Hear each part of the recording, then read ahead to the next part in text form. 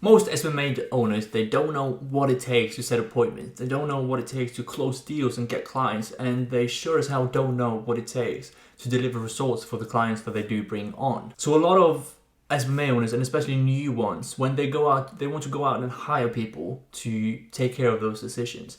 Hire someone to set appointments for them, hire someone to close it, and hire someone to deliver the service.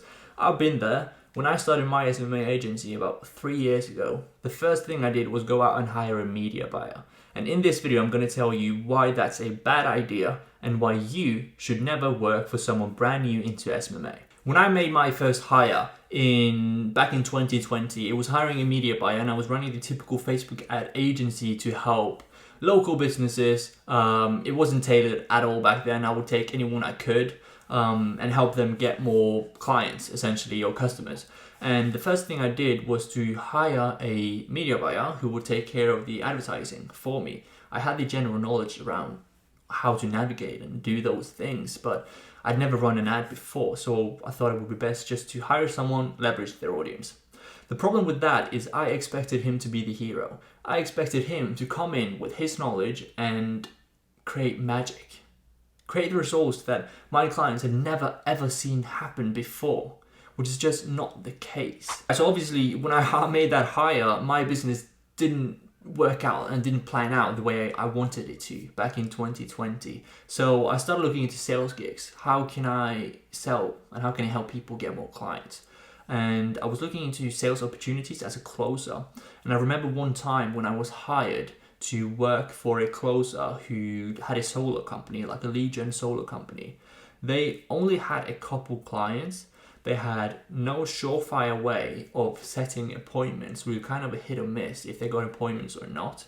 And they expected me to come in, scale their business to 5 figures a month using the sales abilities that I have, because I could close, I could sell.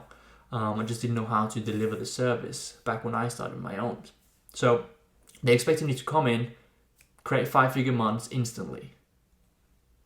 Surprise, surprise, that didn't happen. So when I started to call the leads that the company provided me, which was supposed to be warm leads from advertising, 95% of them did not pick up, right? Did not pick up at all, which is to be expected if you're doing more of the cold outreach, but not when it's warm. And for the few 5% that actually did pick up, when I told them, hey, it's Vega with XYZ company, they had either never heard of the company or they've never remembered signing up to a form or giving their details away or engaging with an ad for me to reach out to them.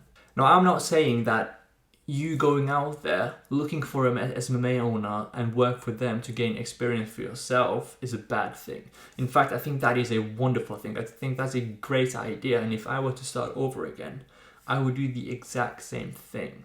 I am just saying that you need to be careful with who you trust and who you take job opportunities with, who you put your time and effort into making things work, and who you try to gain experience from.